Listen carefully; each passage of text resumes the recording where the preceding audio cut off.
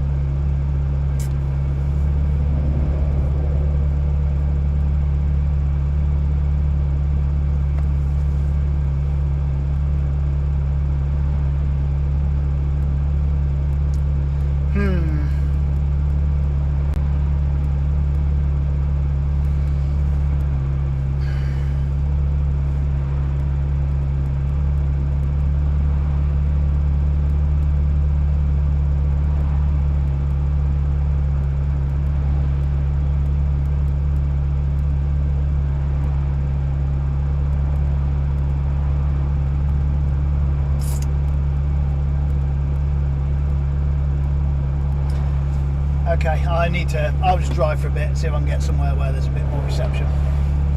Try anyway. If this car lets me drive, yes it does. We've got a gear. How many did?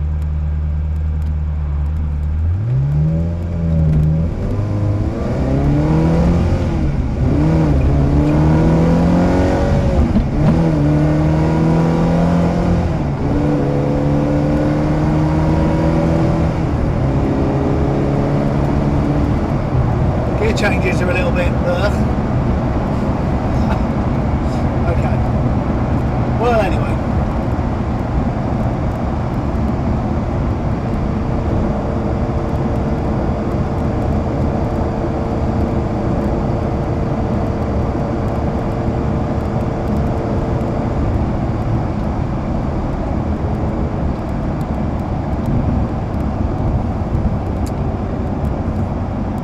So yeah,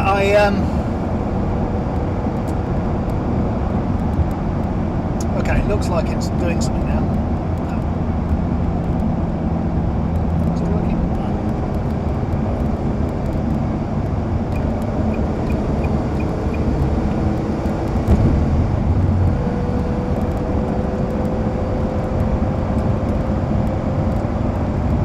Right, I'm mute.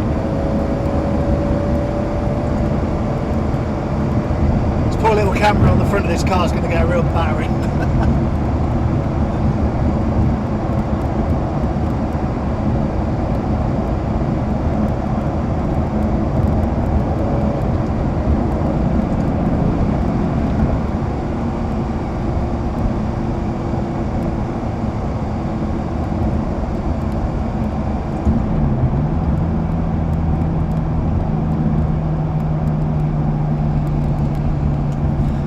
So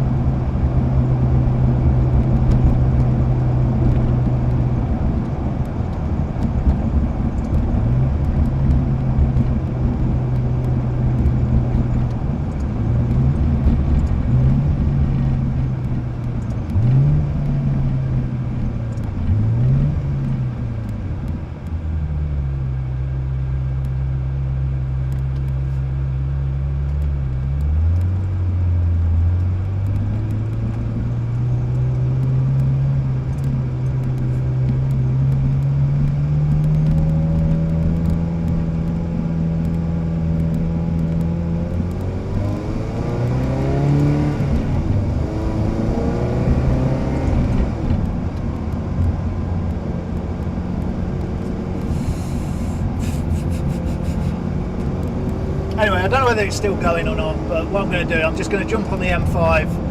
I go M5 north for a few junctions up to Taunton, and then I'm going to turn off onto the A303, well, onto a road that takes us down to the A303. So, and when I get off the M5, I'll stop somewhere and see if I can work out what's going on or not with the stream. See if we're going to bother trying to fight this or not.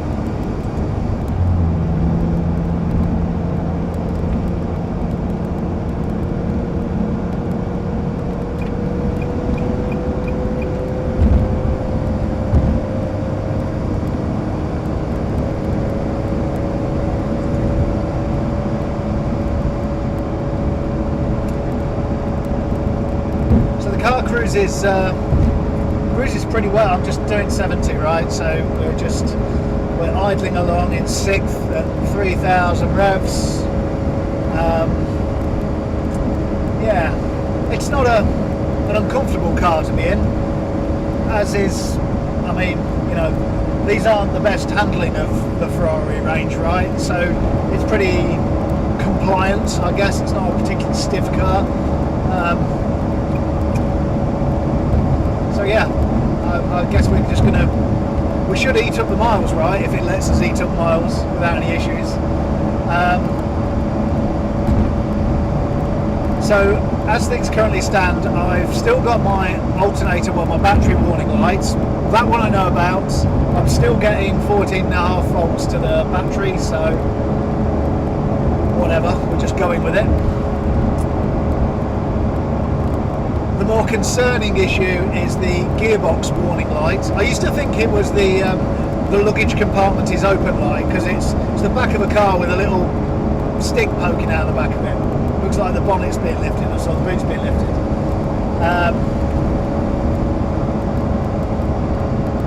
But yeah, it's the gearbox warning. I just pulled into a lay-by and went down through the gears down to first, and it came on, started flashing and beeping at me. It's now constantly on. Now, I've had this before, and what it's said to me is there's a brake light issue.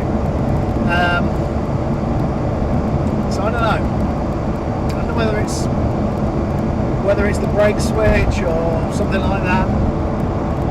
Which would have made sense, because I would have been braking at the time as going down through the gears. So, well, that's pretty. What's that? Little RS3. What's that? I need to get the hang of these buttons. There we go. So that's cabin, full cabin, engine, road. Show us what's going on this trip, Jez. Well, we're going from here to here. Spin around a bit. Spin around a little bit. And then I think after this little video plays, then it's the in-car, like when I'm talking to the camera, which I thought was pretty cool. See if it does it. Yeah, now I'm like on full screen, right, on that, so talk. But yeah.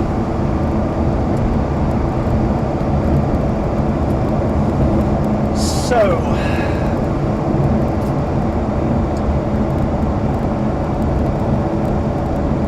interestingly, my frame drop rate's now dropped down a little bit, but I don't know for why.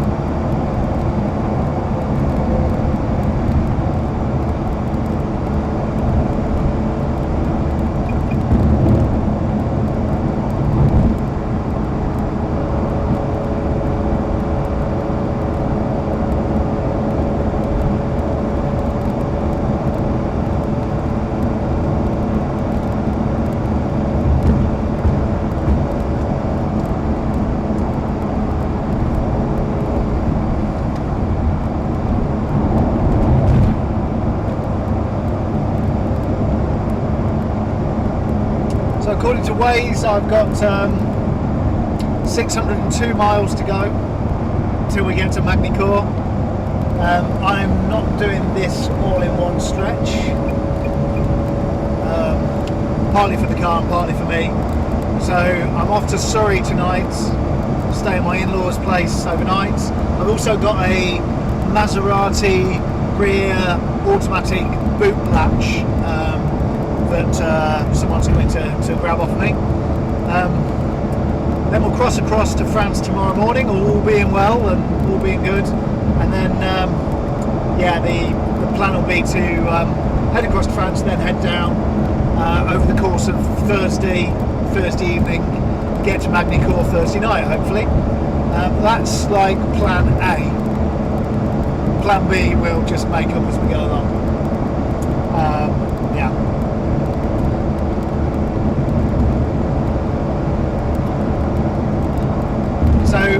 So a couple of things with the live stream, right? First off, we're reliant on cell data from my phone. I'm tethered to my phone, so we'll see. I'm not sure it's going to work down the A303 over this next section. If it loses connection and drops enough frames, YouTube will just stop the stream. There's not much you can do about that. So yeah. So the second bit is power. So I've got a laptop running. These are webcams, just normal webcams, even the one bolted to the front of the car, with a USB cable running, you know, through the door jamb into the laptop.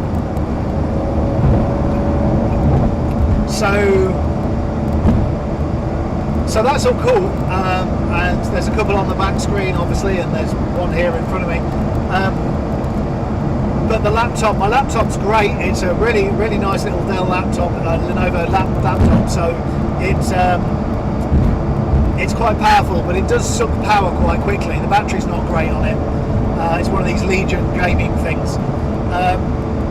So it likes its 170 watt power supply to be plugged in. And obviously we're in the car, so that ain't going to happen. I have got a Jackery, can't see it, but it's down here, a little Jackery 250 portable power station, which is fully charged. It's got a 240, 230 volt outputs, sort of an inverter output. I did also have a cigarette lighter, you know, a 12 volt charger for the laptop, but it didn't have the oomph for the job. And it turns out using the Jackery with my laptop power supply plugged into it, my main 240 volt power supply, does work, and it draws the same as the 12 volt was drawing. So happy days. So I'm going with that option, and we will see how much we can get out of it. So at the minute it's just running off battery. I'll let it run off battery to get to, like, I don't know, 50% laptop power or something like that. So we'll let it run for sort of an hour, streaming like this, and then I'll turn on the Jackery, see if we can get some power into the laptop, and then I'll get some sort of an idea of how long you can actually get away with this for. The other option I've got, oh my god, it's complicated stuff, all this technology. I've also got a 12 volt car charger for the Jackery. So although I've got draw coming out of, you know, whatever watt's coming out of the Jackery into the laptop, I can also put a little bit in from the 12 volt system. Now the problem with that is obviously I'm putting more stress on the alternator. I've got the battery light on.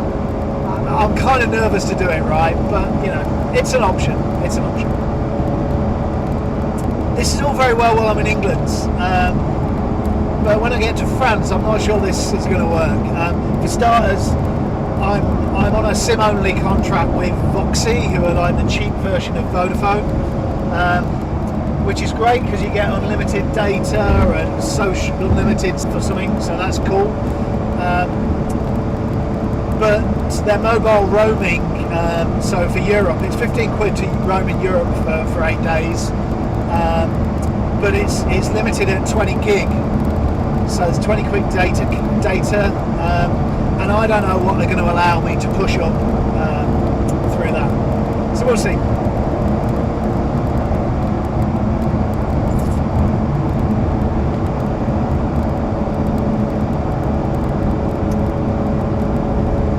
Okay, a couple of miles till we turn off at Taunton. Yeah.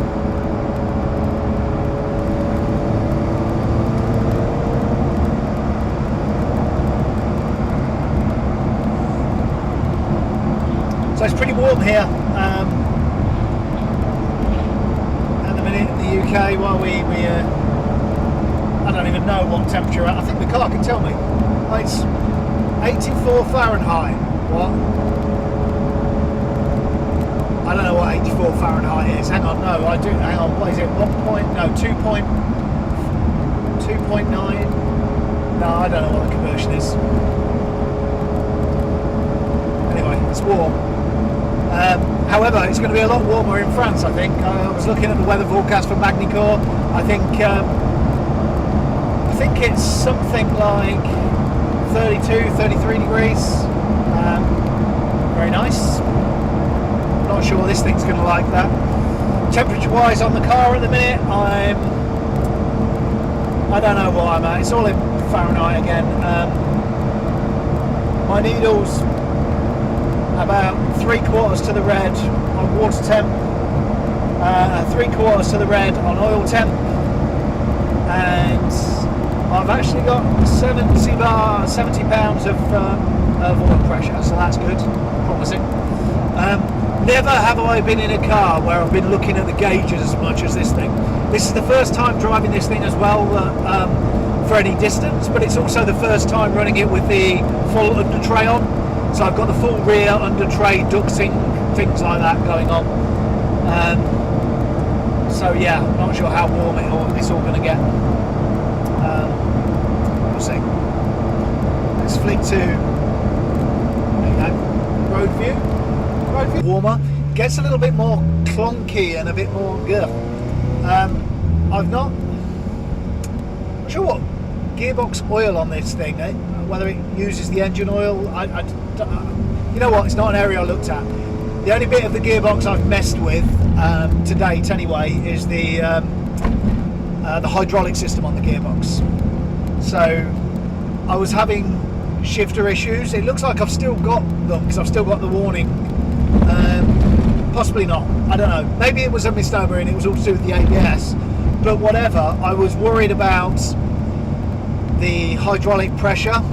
It looked to be dropping off too quickly, so I bled the hydraulic system, replaced it with a Spiralax fluid, hydraulic fluid, which is sort of the latest of the sort of standard recommended stuff for this, so nothing flashy. And I also changed the position sensor because I happen to have one in my Maserati, the same thing. So when I broke that and it was working fine, so I thought go with something you know. I also changed the gearbox hydraulic pump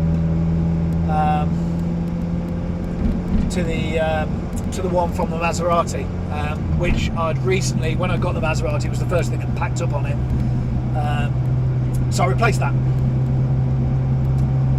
So that's now in this thing. Yeah. The bit that I didn't do, I've not changed the selector, the actuator itself. I've not done anything there. So if the seals are problematic, I don't know. The only issues I've had when I've diagnosed the, put the code reader onto the gearbox, have been about the brake switch.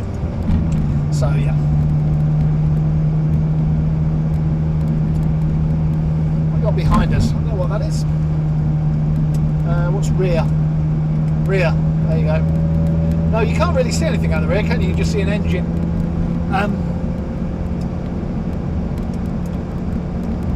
Yeah, the reason I'm a little bit, my rear visibility is not great, and that's because behind the seats here, I have a Maserati 4200 rear window screen, obviously, because that's what you need when you're on a trip to France, right? So yeah, the Mazda screen is going to a place called, what's it called? Motorsports in, now where were they?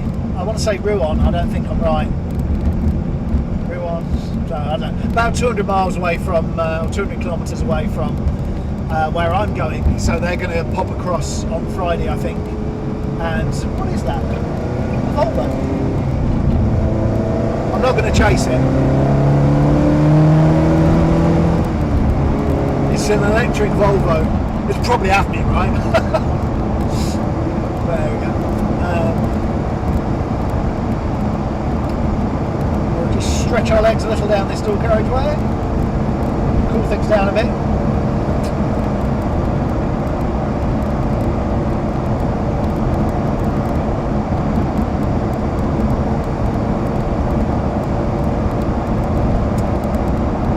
So I'm tempted to pull over and stick the code reader on and see what's going on with the gearbox, but I reckon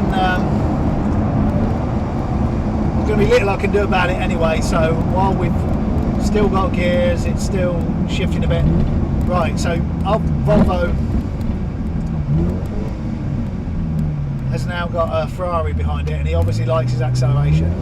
Let's see him go.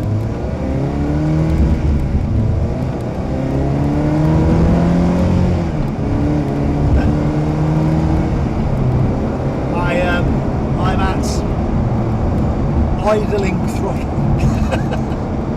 I'm not going to push it, right? This is going to be the most boring drive that I've ever had. I'm doing speed limits pretty much, you know, speed limits ish, and we are nursing this car, right? I cannot tell you how much I want to make it to Magny Cours. It's been such a long time since I've been to one of the race meets. Seen some of the old gang. Yeah, I really miss it. So been so much going on at home, and you know it's hard to get away for a long weekend. So yeah, I was so disappointed about not making it to Spa.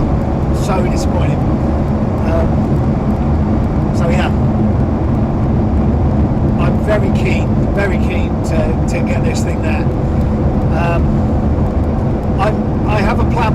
Okay, so plan A, get it there, right? My plan B, if it breaks down this side of Dover, I'm recovering this thing at home, getting a hire car, and if they'll let me, taking that to France, or driving home, getting the Porsche and taking that to France, right? So I'm going to France. If this makes it over to France and we have issues, then kind of no bad, right? I've got it's actually, I put the thumbnail for this, it's an AA van. It's actually the RAC I ended up going with for the European breakdown. They were a few quid cheaper and whatever. It seemed quite a good deal actually, because they recover you on this side as well as that side. I have RAC cover anyway through my bank account, I think. But yeah.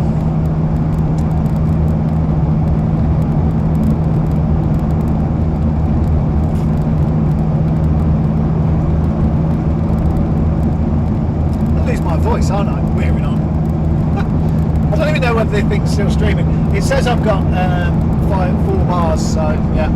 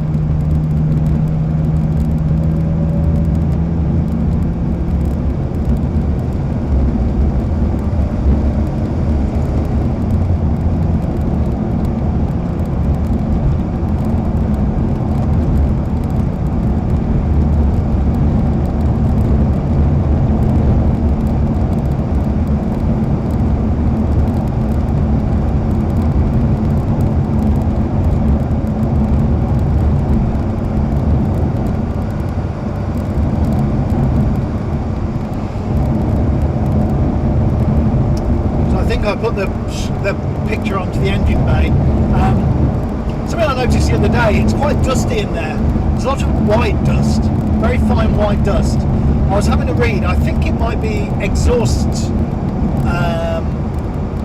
back box material that's being blown out. I don't know.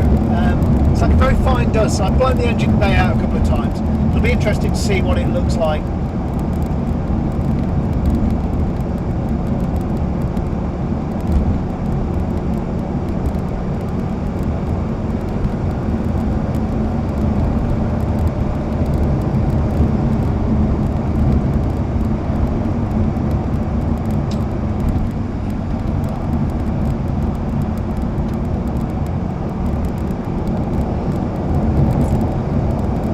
So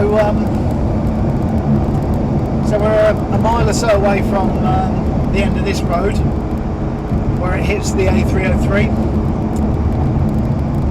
So the A303 is usually the road I would use to go into London. It's a bit more interesting than sitting on the M4, going up the M5, sitting on the M4.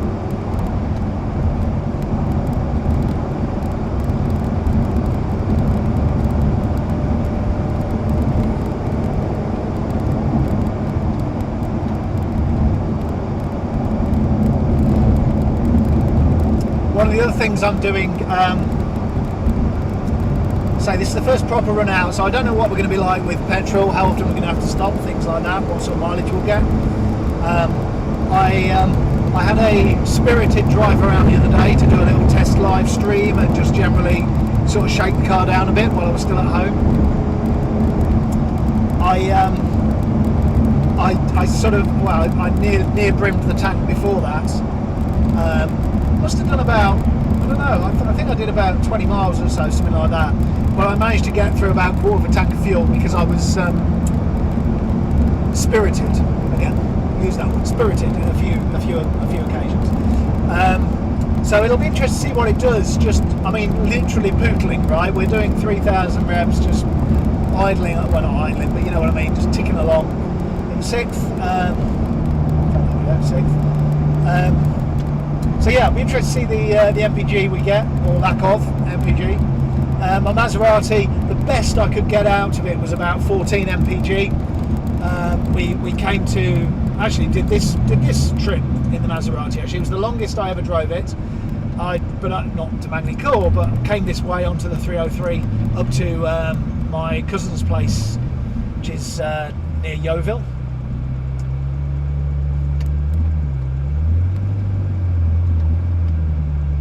So I stopped talking, listening for any signs of anything going on every time I come to sort of a standstill or anything.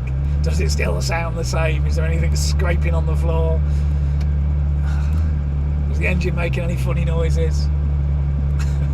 Well, funnier than it already makes.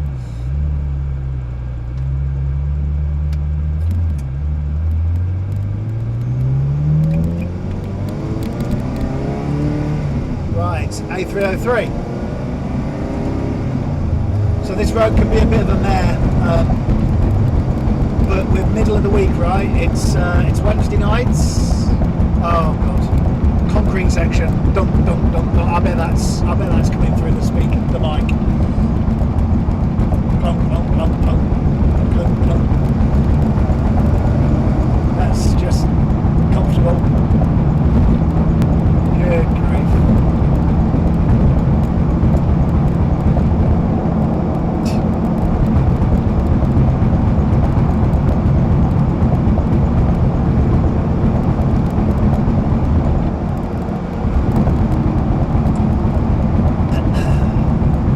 Yeah, I brought the Maserati up to Yeovil to a wedding, and yeah, we got 14 MPG for that trip, which would have been similar. I would have had the kids in the back and stuff like that, so, and the wife in the car, so I wouldn't have been doing anything crazy. Similar sort of thing, just idling along. I'm guessing the Maserati would have been a bit lower geared as well, right? Or higher geared, lower geared. Yeah. Taste a Mini. Oh, one of the GP ones, right? Oh, yes.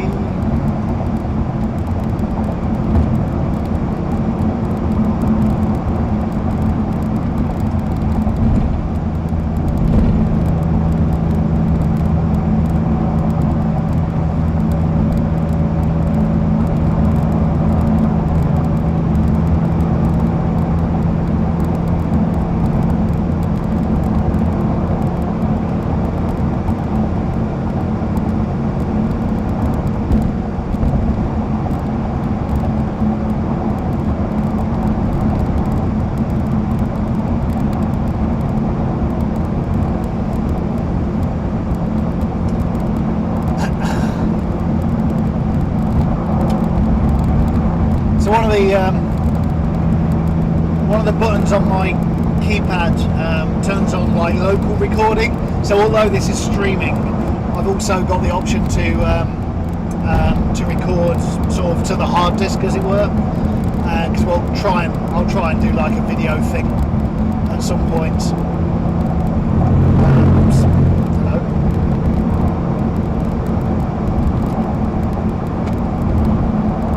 Keep turning it on and off and recording little bits. That's why I keep doing little blurby bits to camera.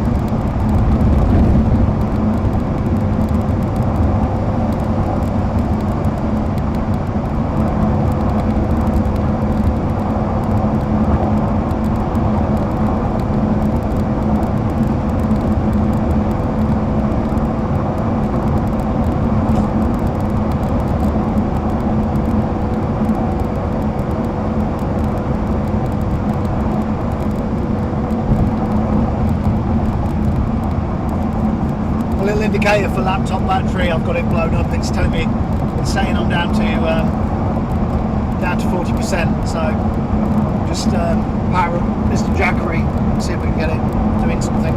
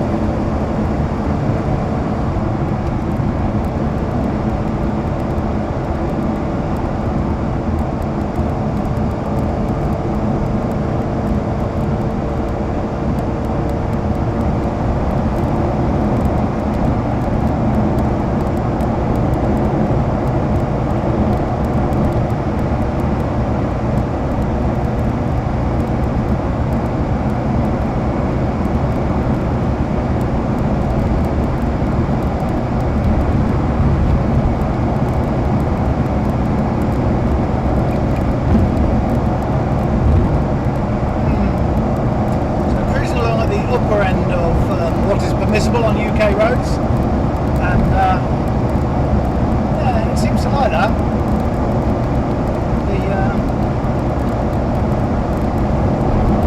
I guess the real road speed, I've not got my GPS, I've not got my sat nav on, but I'm trying to give all the bandwidth to, in fact that's a good point.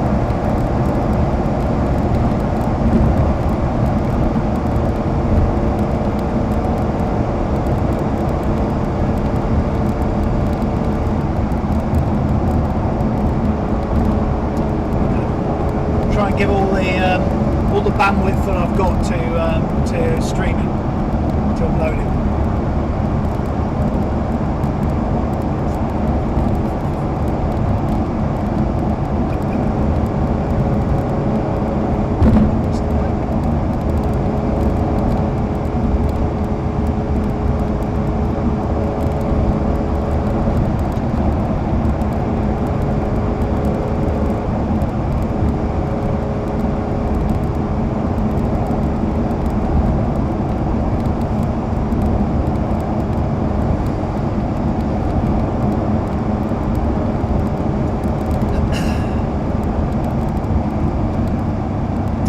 So I've done quite a bit of work on the A303 lately.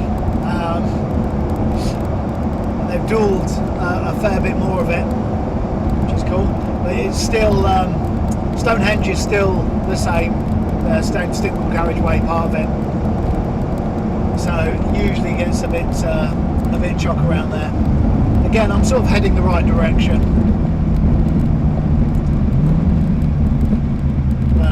That was weird. I thought I went for a gear then and didn't get it. I was in fifth and I pulled the lever back, but it didn't change.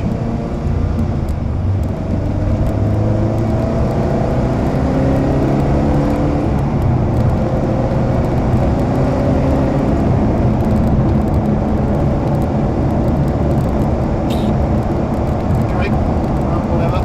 We're back in sixth and we'll stay there.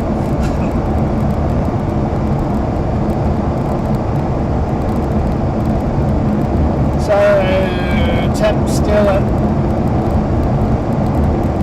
3 quarters to red, across the board, still at £70 oil pressure, which I think is alright.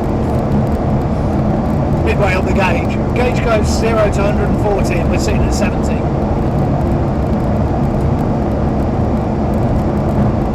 Just over half a tank of fuel. Well, tank in one of the tanks, as it were. I don't know. I think there's two fuel tanks on this, one either side. Then I guess there's two fuel pumps. Well, there's two fuel pumps, and I guess there's a transfer between them. I don't know how that works actually.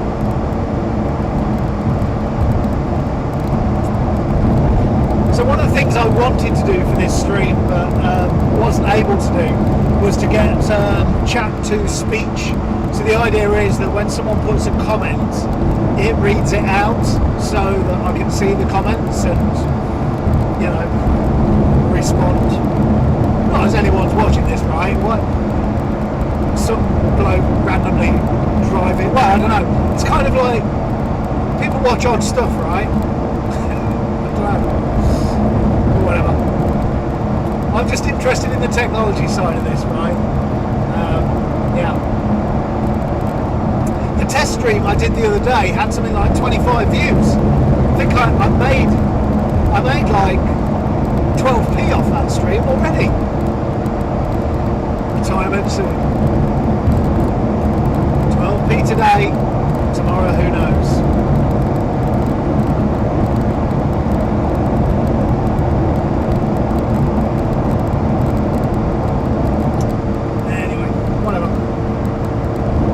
Good fun. First turn off for Yeovil. Like that.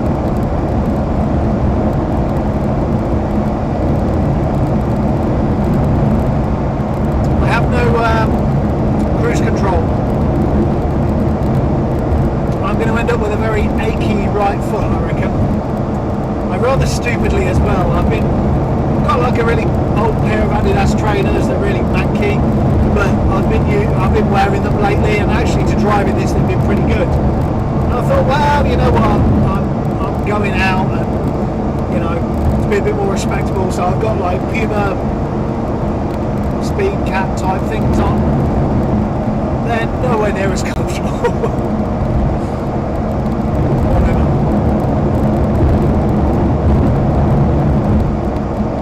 Get myself some of those Puma Ferrari ones. Branded.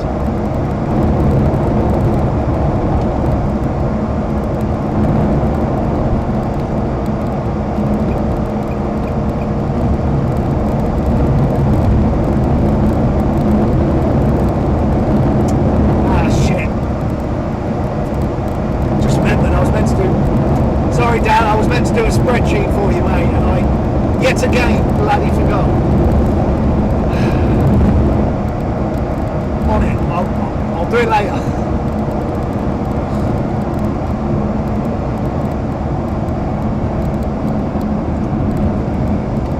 Stonehenge, in fact, let's get past the big cattle lorry. I think this goes down into one lane now, right? Oh no, does it? Polymore. No. Stretch. Come on, let us through. Yeah, thank you.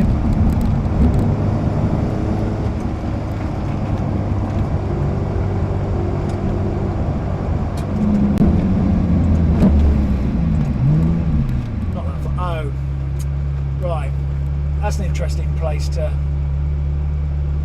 Not sure what they've done. Broke down or what? I've got some hazard warnings here.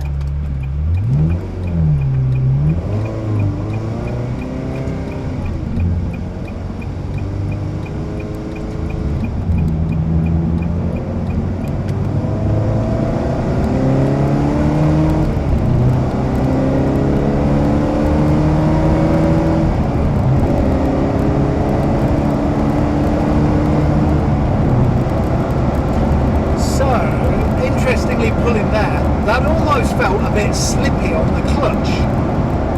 Huh. I wonder. Now, when I plugged in the diagnostics, the clutch was saying, what am I doing? Why am I going so fast? Let's just move over and let this guy come right past me. I wasn't going fast, officer. Yeah. It was like, it was showing 80, but that's really 70 on the road. Sure it is. In fact, let's see what it is actually. That's a good point. If I go to Google Maps.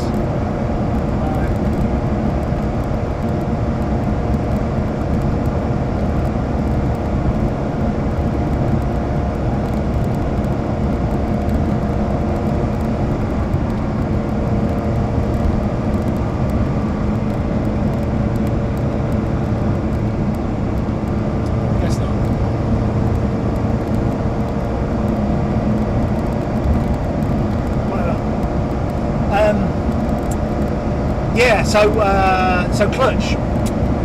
So I don't know when this last had a clutch change. The diagnostic tool gives the clutch health at like 98%, which would suggest it's got pretty much a brand new clutch in it. Because when I did the Maserati clutch, it reset it to about 90%. Well, this is the new section of the A303. There you go. Let's have a. Admire the lovely tarmac. But yeah, it's possible now. I don't know. I mess when I did the Maserati clutch. You have to mess around with the a lot of settings, right? EIS settings and things like that to get the clutch just to ride right. And there's all kinds of little things you have to do to get it to feel good and to slip just the right amounts and all that kind of stuff. So it's possible it's just a setup issue. It's possible that the clutch percentage is absolute bollocks, right? And that being the case, we may need to do a clutch at some point. In fact, there's one on eBay at the minute from a garage that took it out of a customer car because, I don't know, some issue. But it turned out it wasn't anything to do with the clutch, so it's basically a brand new clutch for about 300 quid. So might be worth just investing in that and sticking it on the shelf anyway. And it's a nice night.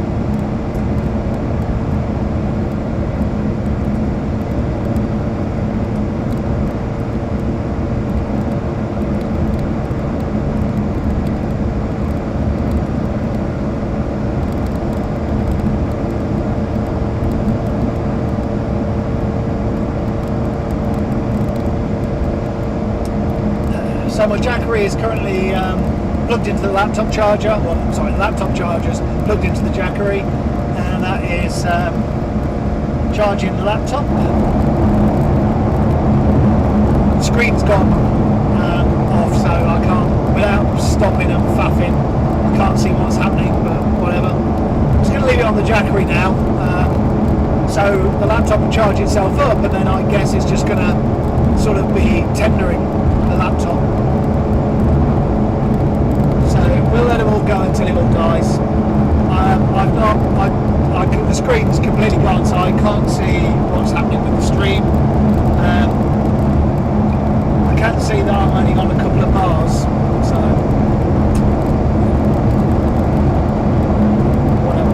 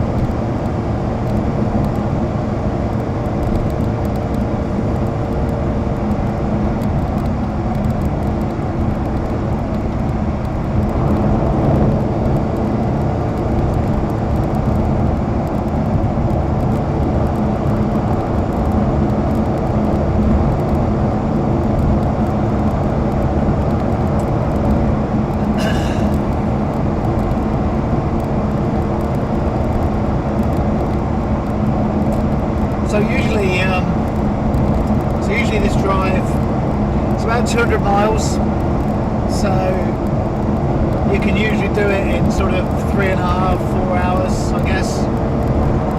The sort of depends a bit on the M25, right?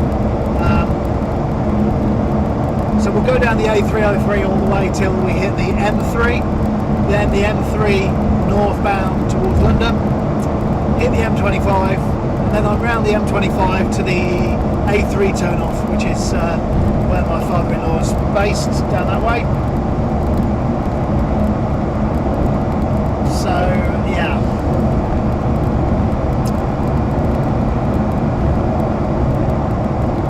So I set off.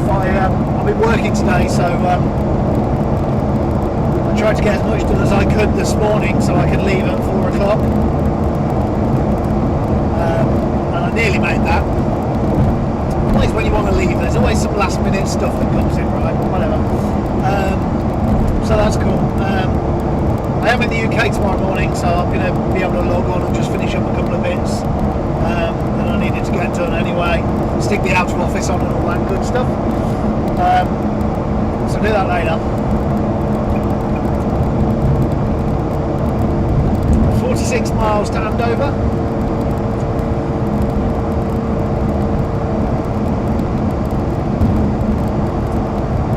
Pretty warm. So I have the fan on to the cabin.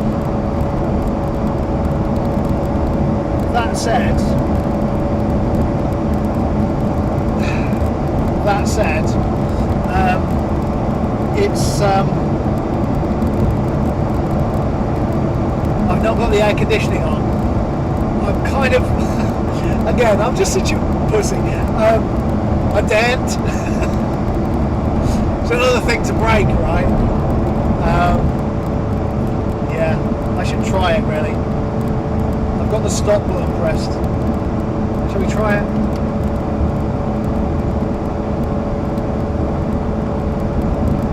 You know what, saying that, have I even tried the air conditioning before on this thing? I'm sure I have. One of my little things, the little black inserts crooked out, 2 of them. Well, that sucks. Let's fix them. Anyway, let's see what happens. Go for max fan. Okay. Max fan powers. Working anyway. I am not being wafted by particularly cold air. I'm on the low setting of AC.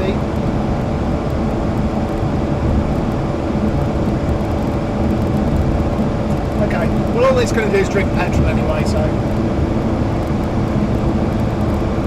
Well, I don't know actually, you know, maybe it's lukewarm air I'm being blasted with rather than warm air now. Can't do the windows because it's too noisy, and well, I've no idea when the audio's working, guys. I have to say, I didn't have time to do another test, so whatever, suck it and see. I don't care. I'm learning. It's a learning experience, and if you bothered to join this stream, then you'll realise that it's a little bit Heath Robinson, but whatever, we'll see. Heath Robinson rather sums me up.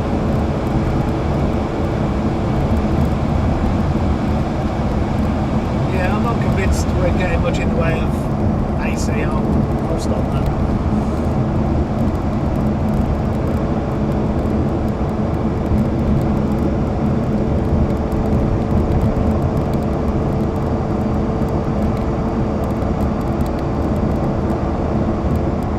The air conditioning has blasted loads of little bits of something into the cabin, so that's lovely. It's got a bit in my eye.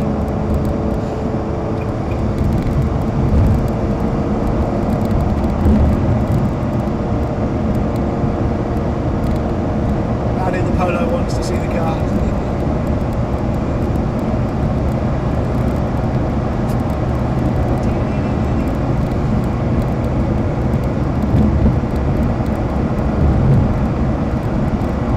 I mean, what are we now? It's 6:15 UK time. 6:15 in the evening, obviously. So, 6:15. I left at, I don't know what it was, about 4:30, something like that. So 5:30. So we've been going an hour and a half. So probably about halfway. So apart from the gearbox warning light and our continued battery alternator light, nothing new. So touch carbon fibre. And we're going into Wiltshire. There we go.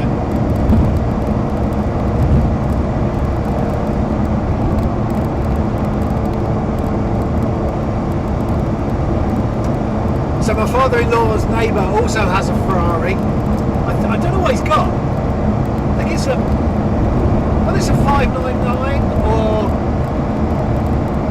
whatever what was the replacement for the 599?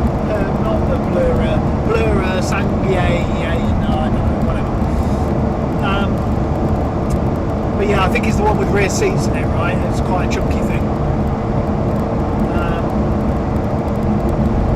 Always, I don't think he keeps it in the garage. I think he keeps it on the driveway under a cover. It's one of those.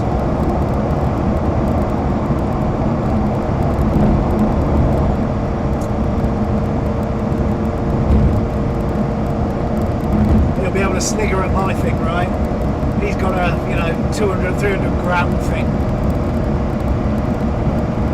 My old gal, 25 grand.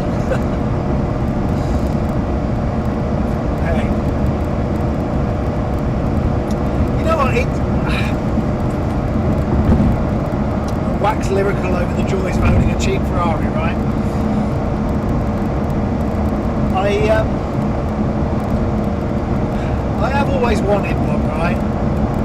My kids and wife will say, what do you want for Christmas this year? The Ferrari, right? It's been the default answer for a long time. So it has fulfilled that dream, right? And she really has. I love the look of this thing. I know it's tatty and I know it's ropey, it's got miles on it and whatever else, and it's rather checkered past, right? So whether you guys saw, but the last time this thing had an MOT was 2006, and then from that point on, basically, I don't know where it's lived really, pretty much at Silverstone. There's some photos of it in a magazine about being for sale and stuff for about 40k, and that I think that's post the Silverstone days. It basically its last MOT it had like 19,000 miles on it.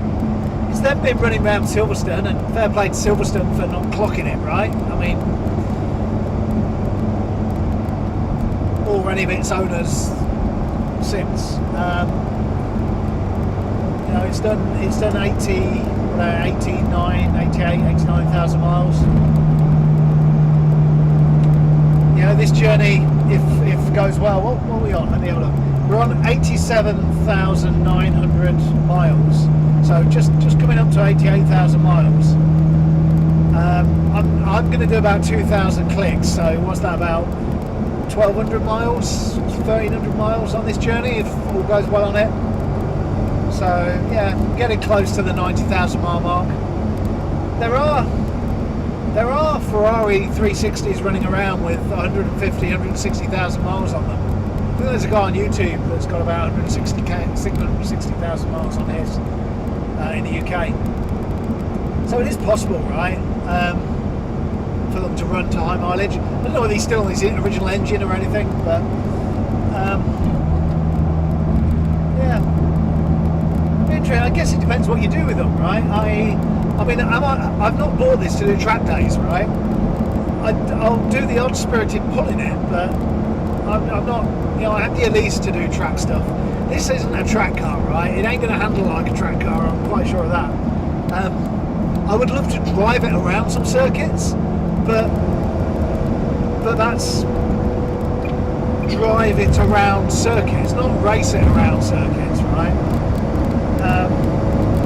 This car ain't going to be seeing its rev limiter anytime soon. So, yeah, just I'll just try and, you know, drive it like a normal car. I think the thing will be driving it like a normal car means what you're going to do is get through clutches, especially where I live, right? Single track lanes, locals that are adamant that the highway code says you must reverse up hills, and you know that these gearboxes do not like reversing up hills from the standing start, right? Yeah, I'm not going to stop. I'm not going to stop.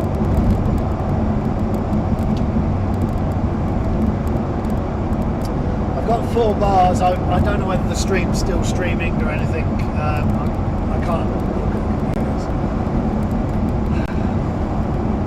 It's just going to be one of those things. Have I spent this whole journey talking to myself?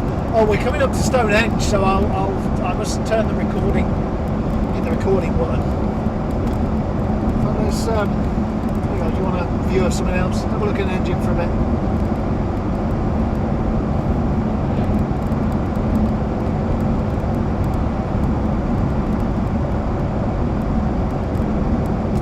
I don't know what the phone reception is going to be like around Stonehenge. Probably not great, right?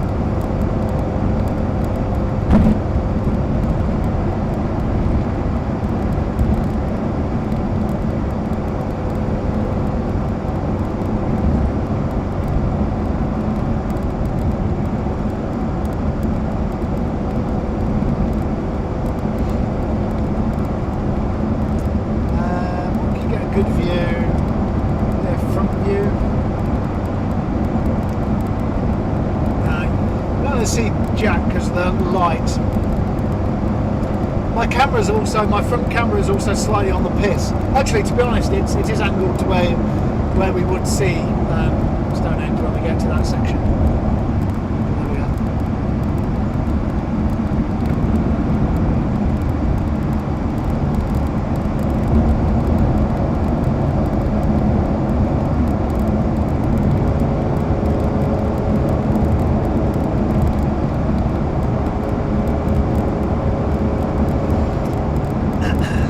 Yeah, so let's just do another little bit for camera.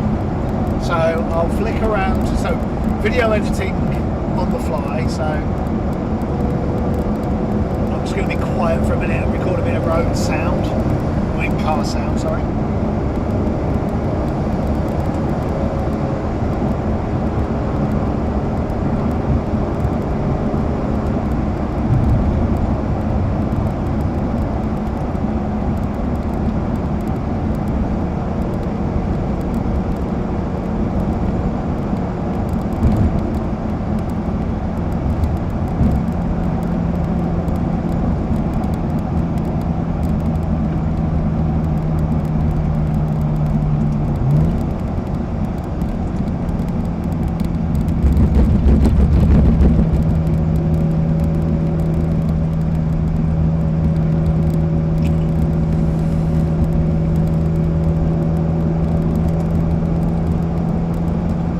So I'm about at the midway point of my little journey. What am I trying to do? I'm leaving my home in North Devon, driving across to London Way, then across the Channel into the deepest, darkest middle of France to the circuit Magny Cours for a truck race weekend where our Lotus Europe series is also a support race for that. So the plan is it's Wednesday evening. I'm heading to my father-in-law's place over in Surrey. I'm going to spend the night there, then up Thursday morning down to Dover, head across on the ferry. Actually, I'm taking P&O, going old school. The Eurotunnel was bloody expensive for what it was for a all-day journey. Whatever. So P&O was like less than half the price of doing it on the Eurotunnel. So whatever. I'll sit and have a nice little boat ride for a bit. Hopefully it's not too rough. And then we'll go from there. We're trying to live stream this, so this camera setup is trying to be live broadcasted on YouTube. But yeah, so hence obviously various cameras bolted onto the car. These are all webcams. We've got OBS Studio streaming from the cameras, hence I'm able to just shift around on my little keypads. So I'm going to stretch a little bit.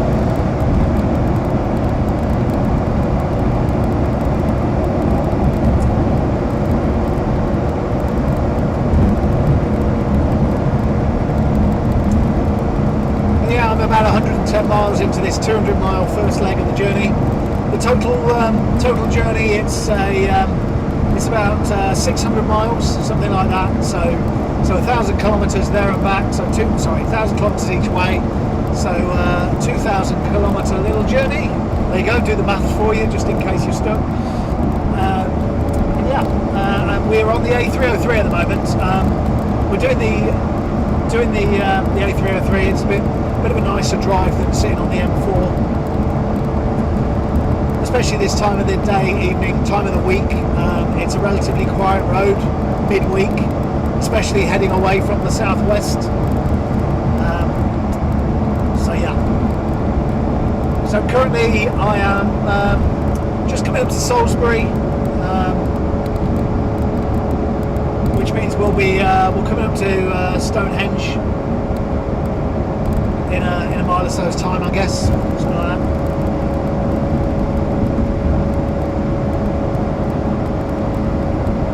Don't have a roaming cam, so I don't know whether you'll be able to see Stonehenge as we go past, but we'll see.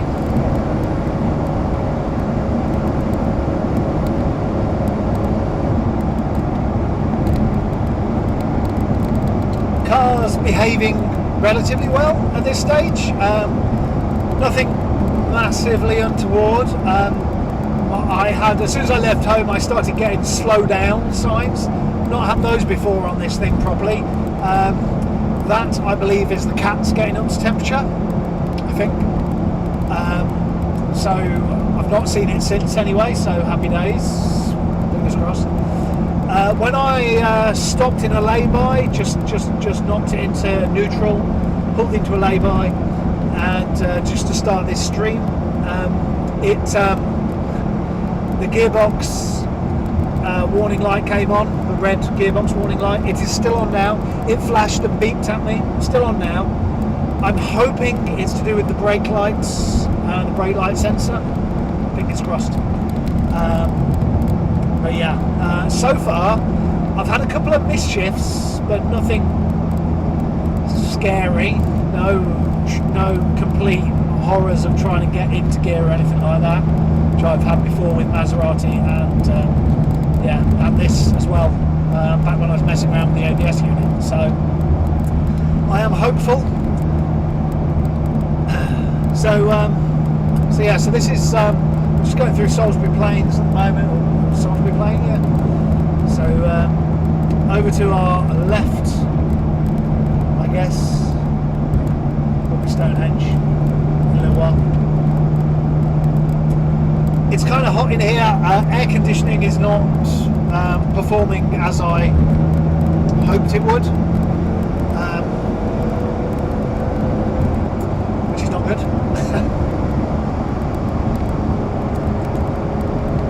And so far we've been streaming. Well, I've been streaming since about 5 o'clock, right? So I've done about an hour and a half of it trying to stream. I don't know whether I'm still live. I'm just recording this bit to the hard disk of the laptop. I've got OBS has got an option to record locally as well as to send to the stream. So I just thought I'd record a little bit of the journey, try and get the bit as we go past Stonehenge. Stonehenge at no, it's not sunset. We're nowhere near sunset. Whatever. Anyway, this little bit of a carriageway. We'll just got a couple of big trucks ahead, so we'll just get a wiggle on. Let's put my get a wiggle on camera on. That one.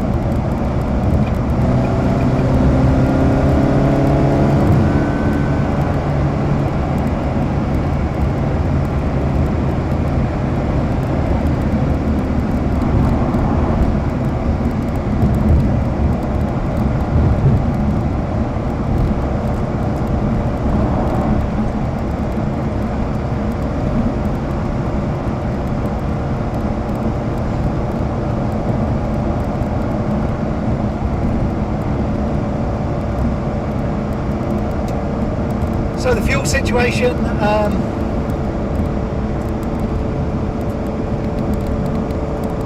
So the fuel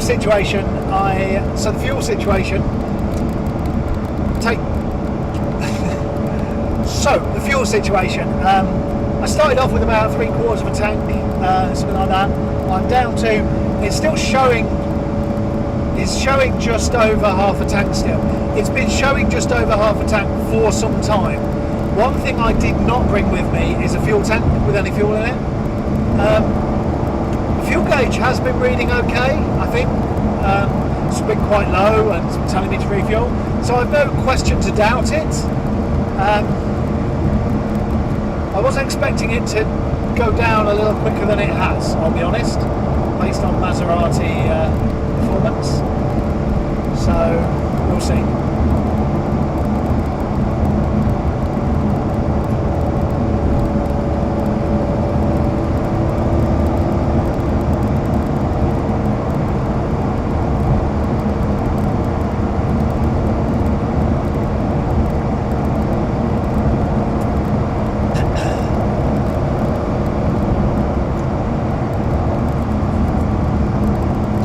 It seems quite happy sitting at this sort of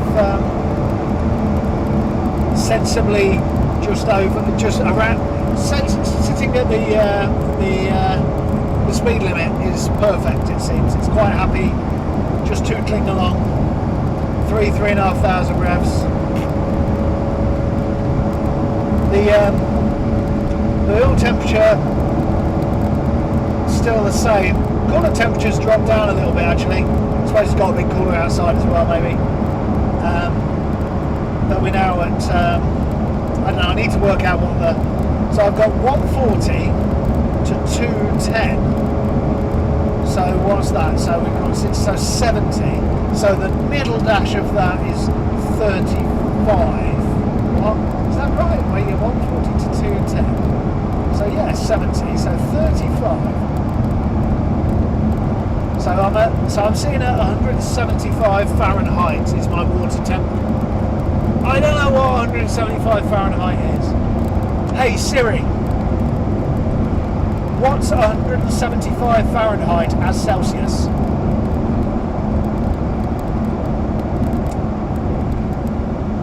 $80 degrees C? Huh. Thank you, Siri.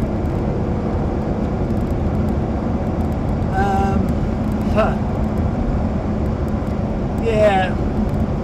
Would it really be sitting at 80 degrees C coolant temperature? That sounds quite cool. The Lotus, oh no, maybe actually. The Lotus used to sit at about 86, 87. Yeah, okay. Well, yeah, whatever. I'll say yeah, fine. I mean, so far it's at least, you know, the gauge isn't doing anything. It's not.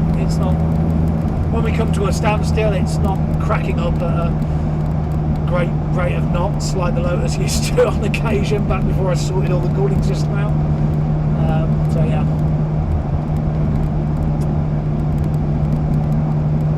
If I do another one of these live streams, I really...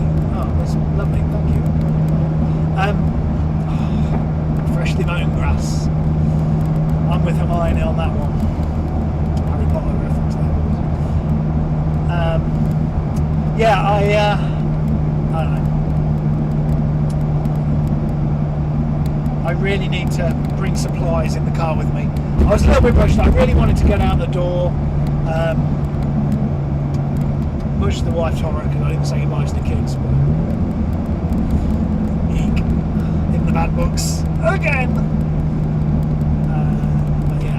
But yeah, I didn't think to grab a couple of cans of drink or anything like that. So got no pop, got no chocolate, got no sweets. It's never good.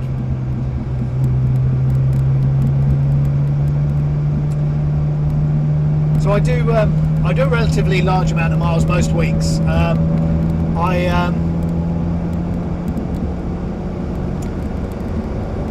commute.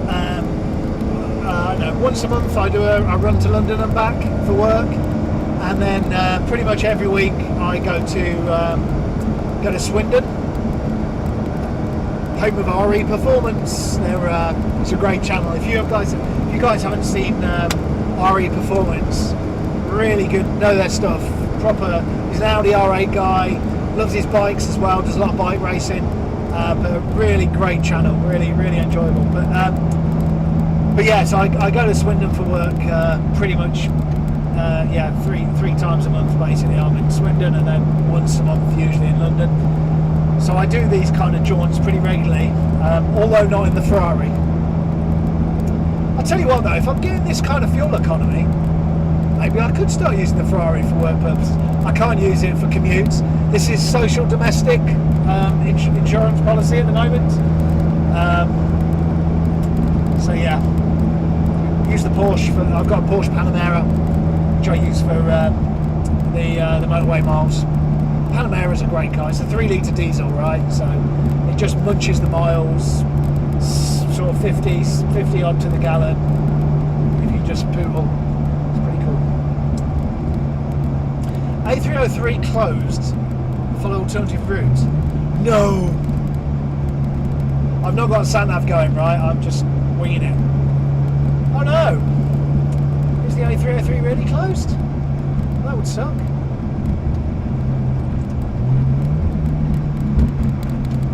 I'm not sure it is. No, we're good. Good lane discipline there, Jez. Whatever. Fresh strawberries. Don't miss strawberries. Oh, there's some strawberries. Alright, so Stonehenge is over on our left at some point, I think.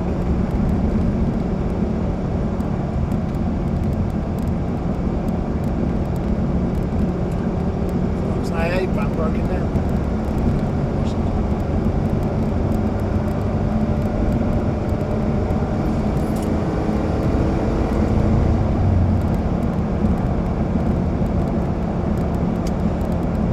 So I'm trying to give my WhatsApp location, share my WhatsApp location.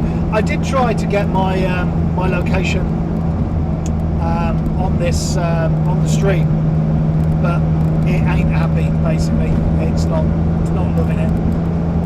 I got a bit of software that allows me to mirror my iPhone using AirPlay onto the laptop, and it was sort of working, but I think I was pushing my luck with technology far too much. So yeah, give up on that is a bad idea. So I'm trying to stream my location to the guys so they can track my progress. They're running a book on how far I make it. So far I've made it out of Devon, so I think there's those have really little faith in this thing. Oh, by the way, there's Stonehenge over on the right. Whatever. You wouldn't have seen it. Anyway, yeah, Stonehenge was over on the right. It's quite deserted over there. Oh, you'll see it in the rear, I guess. Hang on. There you go. Let's see if we can go, because when we're going down a hill and up a divot. So we'll get a nice rear shot of Stonehenge.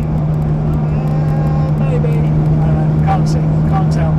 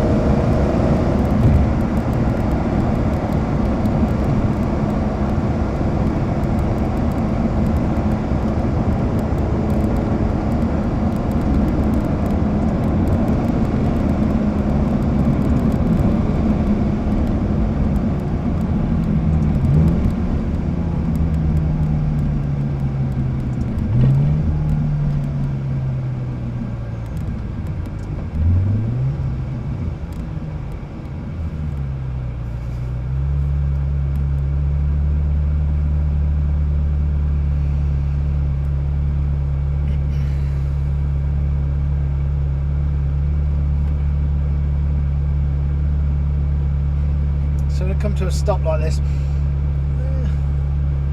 not smelling anything particularly weird at this stage. My oil pressure obviously drops quite a bit when I come to a standstill, but it does pick up again when we rev, so we're back at 70 again. So I think that's the norm, let's hope.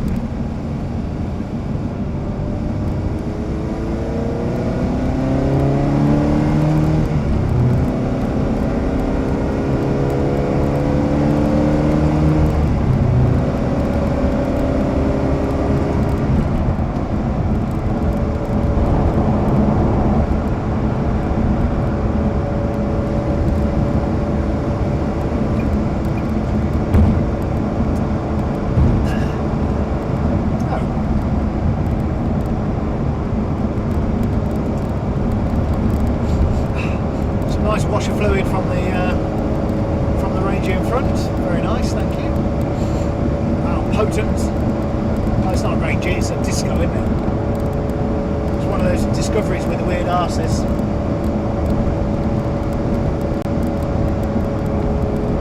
So my washer jets work. Yeah, they worked enough to get through an MOT, so they're fine.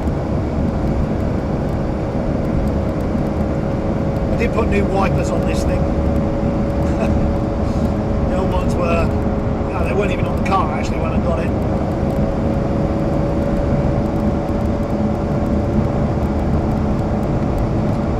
So I dropped an email to Andrew, who's the guy I bought this off the other day.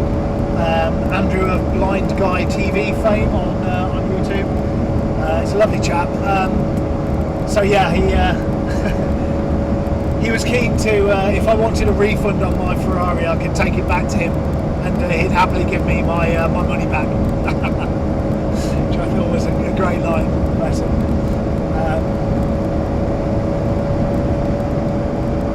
Yeah, he really, was not happy about selling it. But it was having real troubles, right, trying to get the thing happy and running and driving okay. I think it was turning into a bit of a money pit for him, not really knowing what's wrong with it, and having various folks come out to kick the tyres of it and take a look at the wiring and things like that, and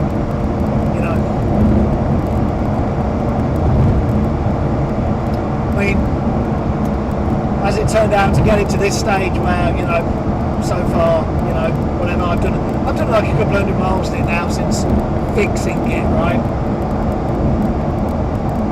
And really, it was predominantly that ABS unit that's that was the real cause of the woes for this thing. I'm pretty sure we've also got a bit of iffy wiring going on. We had that issue where the throttle pedal wasn't talking to the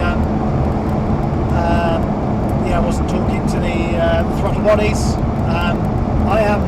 I fixed it by taking off some panels, checking some stuff, wiggling stuff around, disconnecting, reconnecting stuff, putting it all back together, and it's worked since. So to say I am not touching any wiring at the moment is an understatement, right? The most I've done since then is fit a 12 volts socket, which power outlet, which I have done, which works a treat. Only the little charger thing that I stick in it keeps popping out annoyingly, so it stops the phone from charging, so I have to keep reminding myself to check that, as we need charging this phone to keep this stream going, if the stream is indeed going, or I maybe completely talking to myself. Alright, where are we? Here's a sign coming up. We are turn off for Salisbury, Marlborough, Hungerford.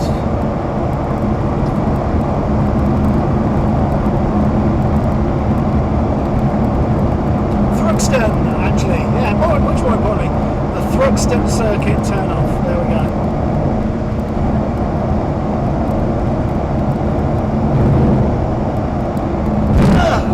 Great big hole in the road. Lovely, thanks for that.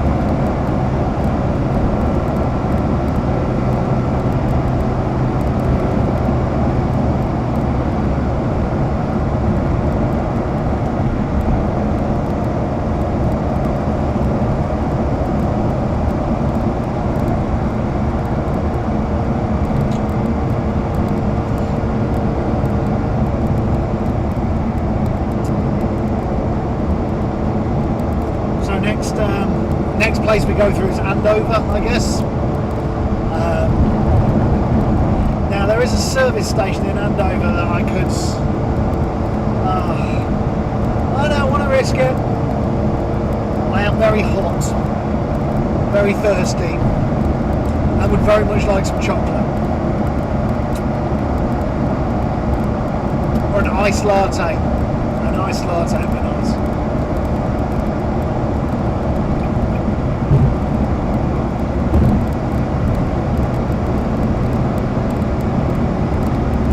I'm not going to do it. Willpower breaker. We're going to get there.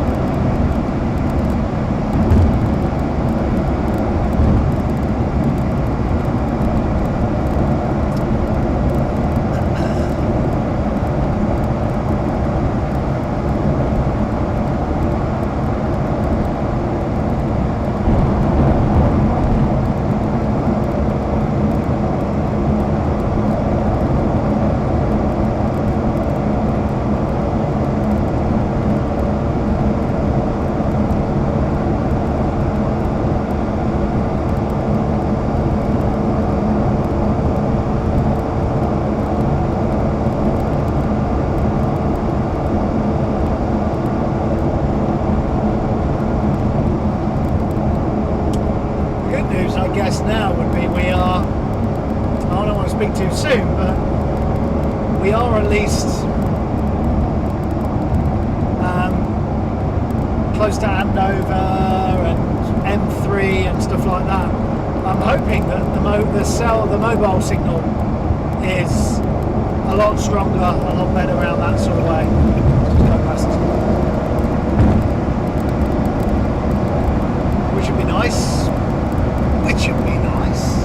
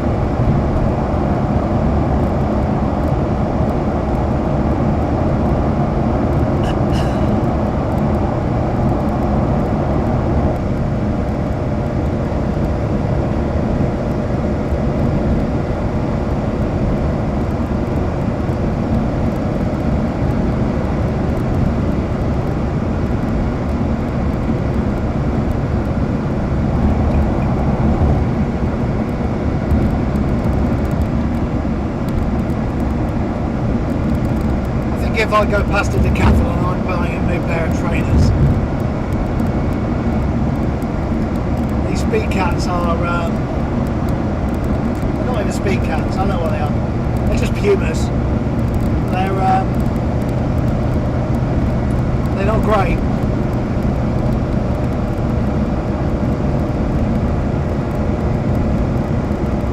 I usually wear them to work, but I guess with the Porsche I'm sat on cruise control all the time basically, so I don't really notice it, but just the pedal configuration in this thing, it ain't nice for these trainers, for these flats.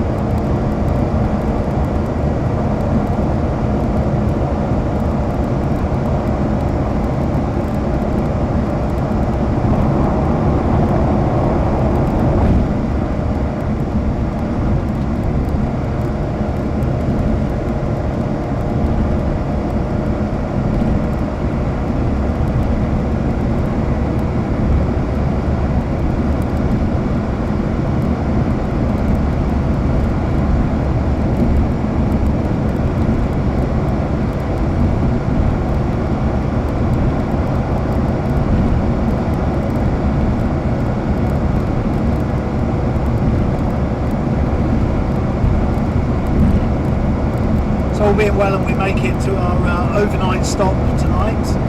I think one of the things I want to do is check the oil levels.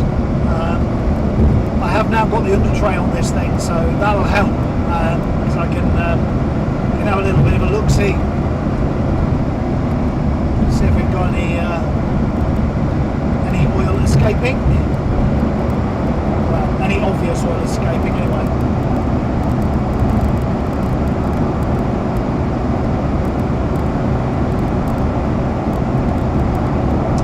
The handling on this thing has changed somewhat. It's quite, I don't know what you call it.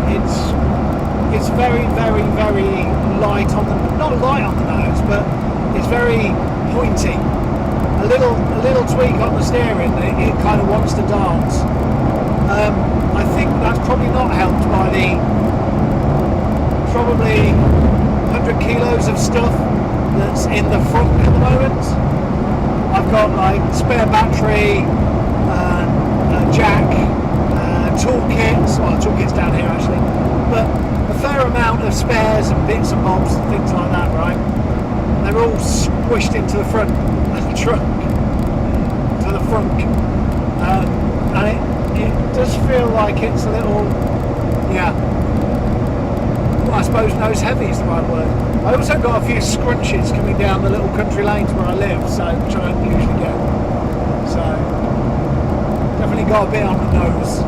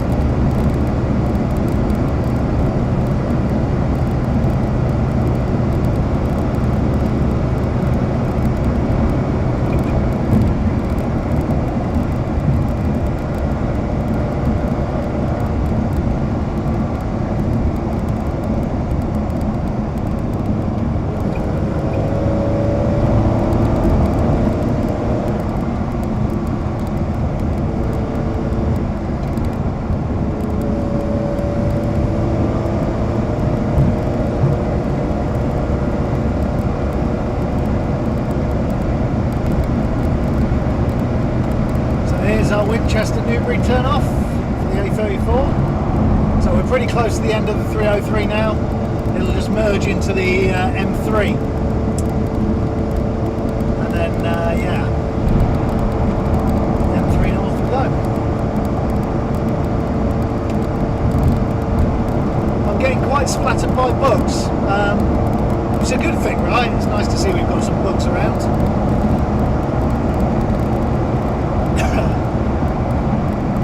Just get out of the way for this. What is it? An Alpha? Yes.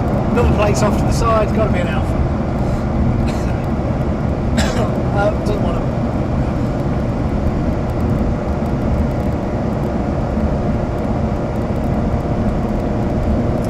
A fellow Italian drama queen. I've owned a few Alphas in my time, and I've been really fortunate with them. They've all been good. I had a 156 that the cam belt went, but they're designed for cam belts, right? So all the rockers just pinged. So replace the rockers, retime it, sticking the belt on, happy days. It was good again. Used to go well without on happy days. It was good again. Used to go well. It was like 2.5 litre diesel. It was really cool. My wife had a Giulietta. Sorry, Giulietta. Again, a little diesel one. That was alright. And then I had a 159, the touring, the estate version, and that was lovely. They are great looking cars. Great looking cars. It was only the 2 litre diesel. I really wanted the 2.5, but it was good. It was going very well.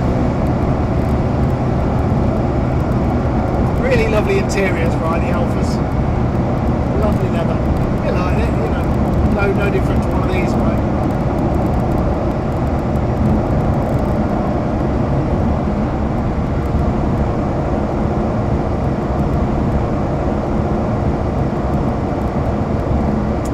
See what this is. Is it a 159, a Ferrari, or a Giulia? I think it's one of the newer ones, isn't it?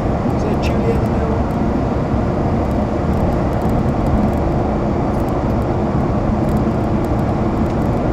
Giulia.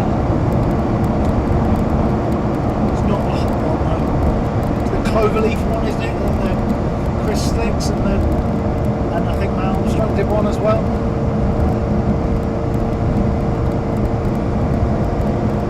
With the, have they got a Ferrari engine in them or something like that? I don't know, something like that. A hot version.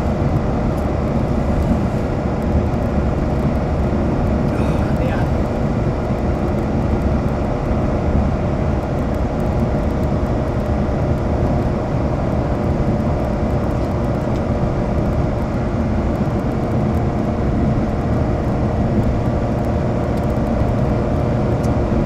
About the weight in the front end, I might have a bit of fun getting on the ferry, right? The usual job with the ferry is, we used to find it with the Elise, right? You have to sort of go on at an angle and sort of limp up it. I guess I was more precious of my Elise than I am over this, to be honest, because the bodywork on this is not great, to say the least. So, but still, I'd rather not rip off the bumpers, right? So we'll see. They used to have some blocks of wood. They used to come and do you a favour with blocks of wood. I did pay the extra 15 quid for priority boarding in the hope that, you know, first on, first off meant that they, yeah, I don't know. Yeah. Eurotunnel would normally, on the Eurotunnel, you usually get put in the bus section, the high vehicle section. I've never had any issues with clearance or anything.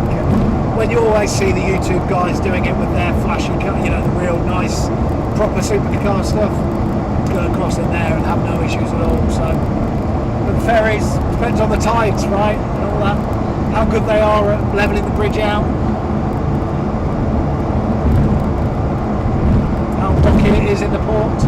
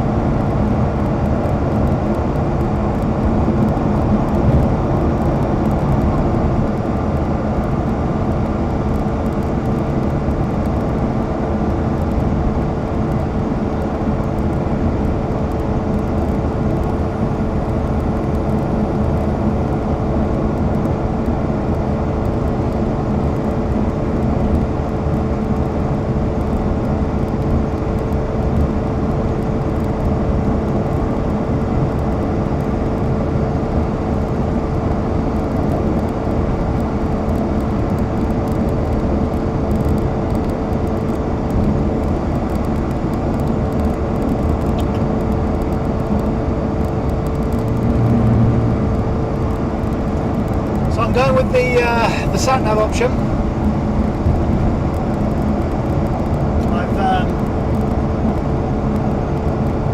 fact, I'm going to move my phone a minute down there. I'm going to blast my phone with some air. It just came up that charging has been on hold because it's getting too hot. It's got 50% battery, so whatever, it's fine. I'll just put it in front of the blower for a minute. Come on, little Fiat, we're on the motorway.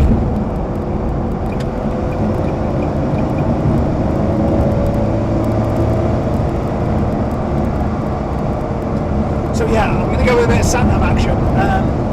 So this is taking me off at Guildford through Farnham, Skeggs, and across that way. So we'll see. Maybe there's something going on the M25, but all good.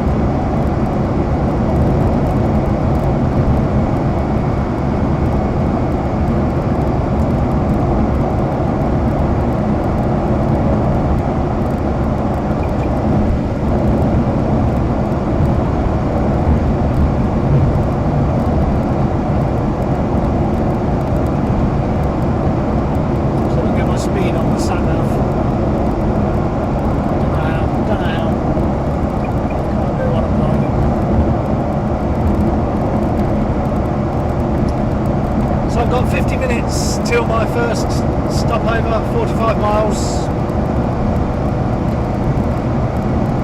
so not bad. That would put me there at 8 o'clock, which is awesomeness.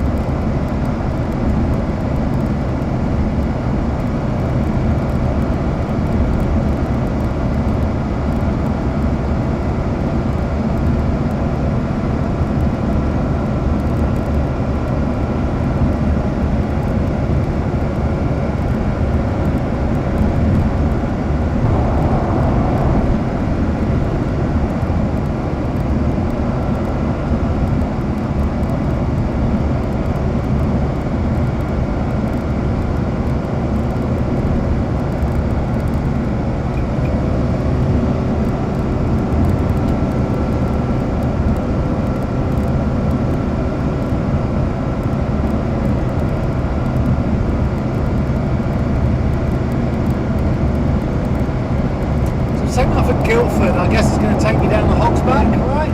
Isn't that around here? I think it is. It was a good road back in the day before all the speed cameras and whatever else.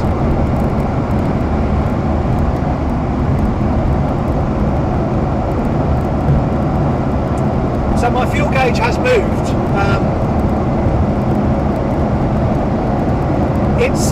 It's worrying the little it's moved, I have to say. I'm in a V8 Ferrari and I've done 148 miles in a quarter of a tank. That doesn't sound right. That does not sound right. I mean, maybe it is right, I don't know. I've been topping this up at the petrol station, just little increments, like 40 quid's worth at a time, so I'm not really sure what capacity the tanks are on it. My logic was I didn't want to splash it all in at once and end up with it all over the floor, so I've been slowly building my way up to a full tank, right? As I say, I did a bit of a spirited drive with it the other day and used a fair bit. So, you know, maybe this is more economical than the Maserati on these jaunts, on these motorway drudges.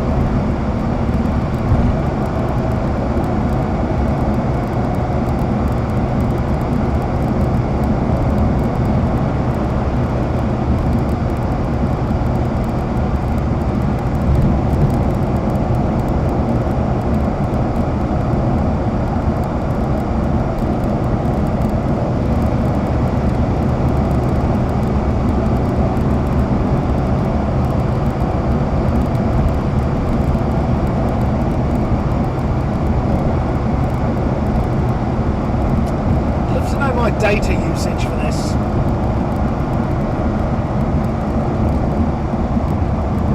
Chucking up. I mean, okay, it's not chucking up much because of all the bloody. I tell you what, it could be. Maybe it's my resolution as well. I'm trying to put this up in like 4K or something. I probably need to stream at 1080p and reduce my frame rate. Right? I'm probably doing 30 FPS. 20, yeah, 2000, yeah, 4K, I guess. Yeah. Probably not helping the stream. I'm streaming at 1440 or whatever it is.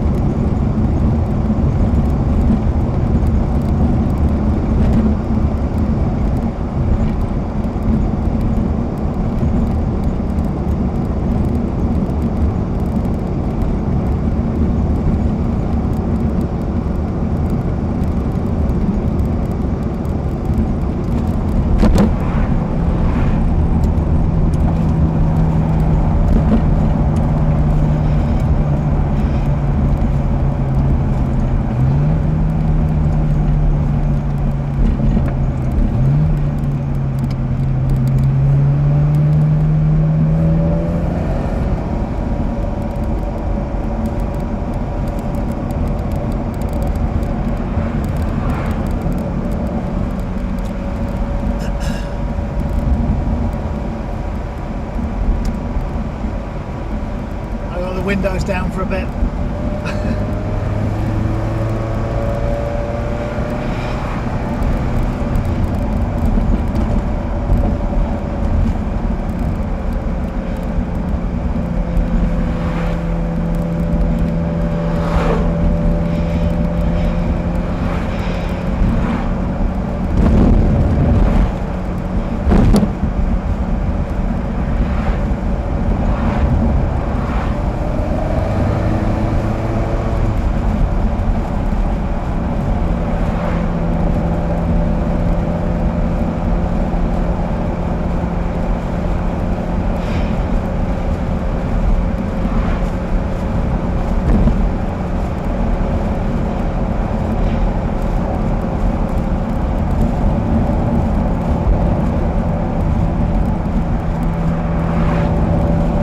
Super sweaty back, delightful.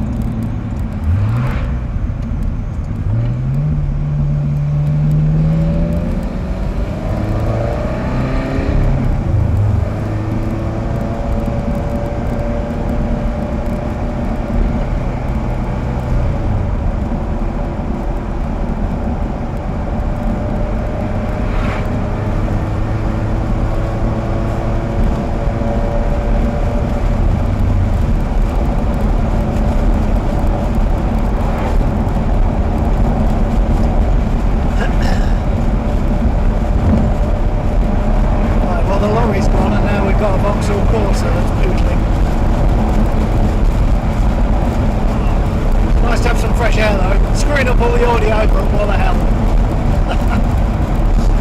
I don't think the audio was working anyway, whatever. I enjoy sitting here talking to myself.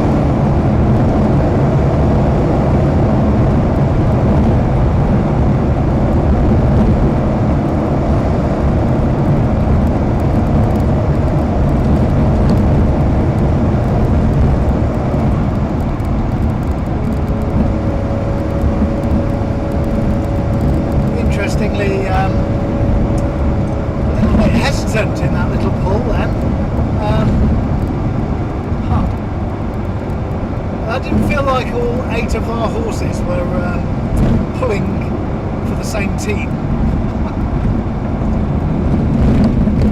But, you know, what are you doing?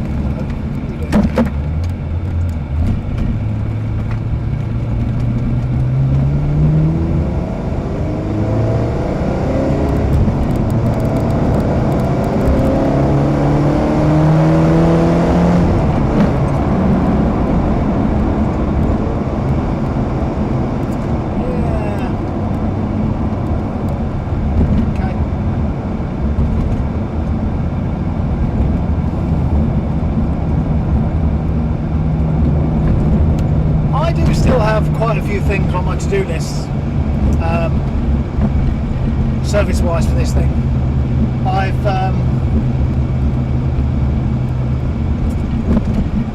need to do the spark plugs, the air filters, kind of not great looking aftermarket things that don't look wonderful, so I'll change those out as well.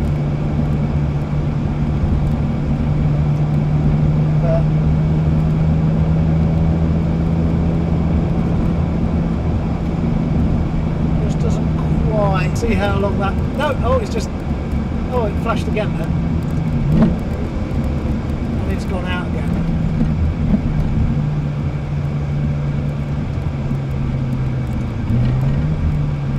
Try and put it into first.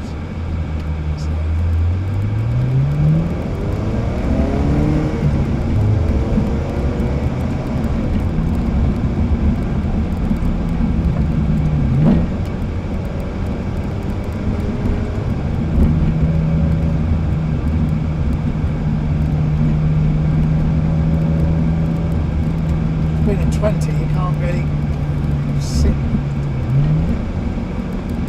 in third at no speed.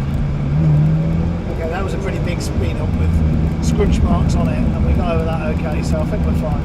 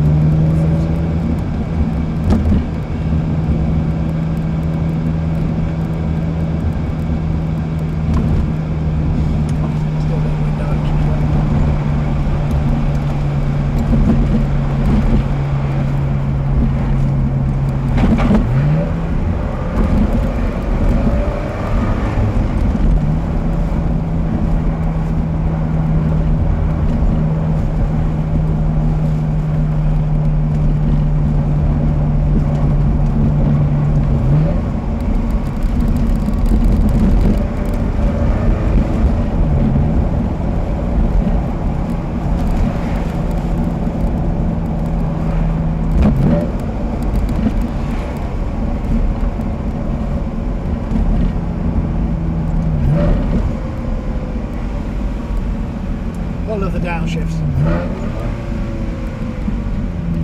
Gives it a little burp. Again, I'm not in sport mode here, so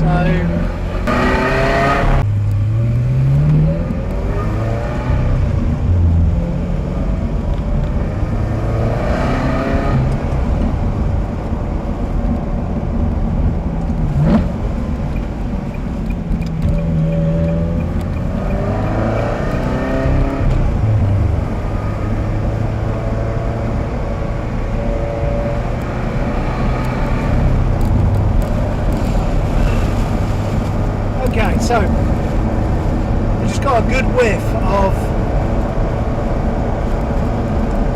sounded like CV boots, oil, stroke, hydraulic fluid.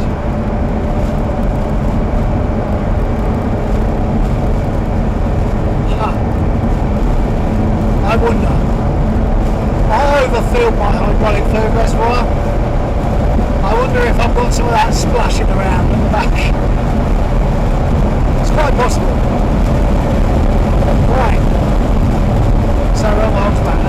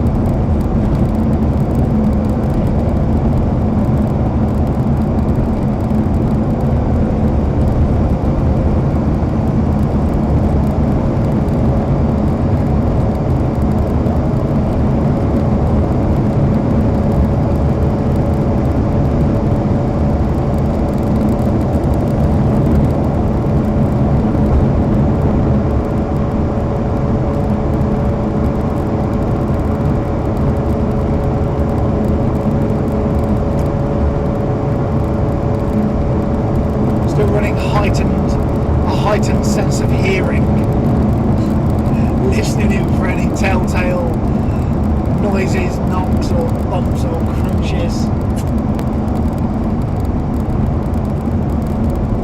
Kind of nice that the gear warning light's gone off. Kind of weird though, right? Why would it just go off by its own after, you know, however many hours of driving? Seems weird. Anyway.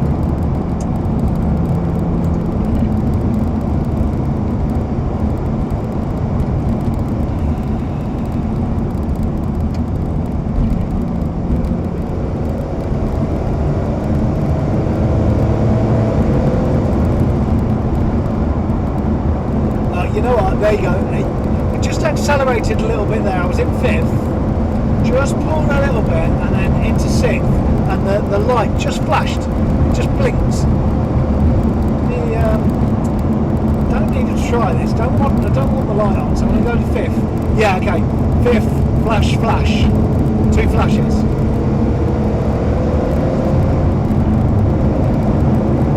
Straight into 6th, no problem. I wonder if it is something to do with the hydraulics. Okay, well, it'll be easy to tell because once we get to where we're going, I can take a look at the fluid levels and things like that. Common issue on this thing is the relay. There's a relay just behind this seat. I don't have a spare. I did pull the relay from the Maserati. I have a feeling they're different. Whatever. So yeah, if it's the relay, not much I can do apart from pull it out, clean the contacts, put it back in, give it a clonk on something.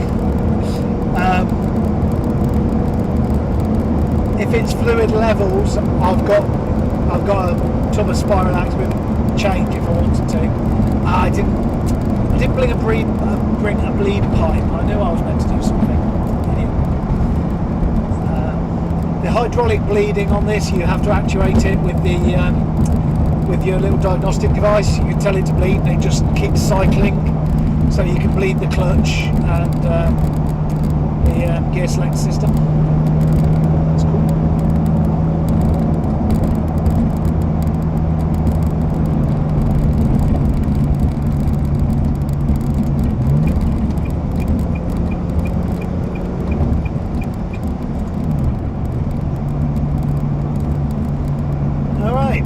Delightful going through Guildford.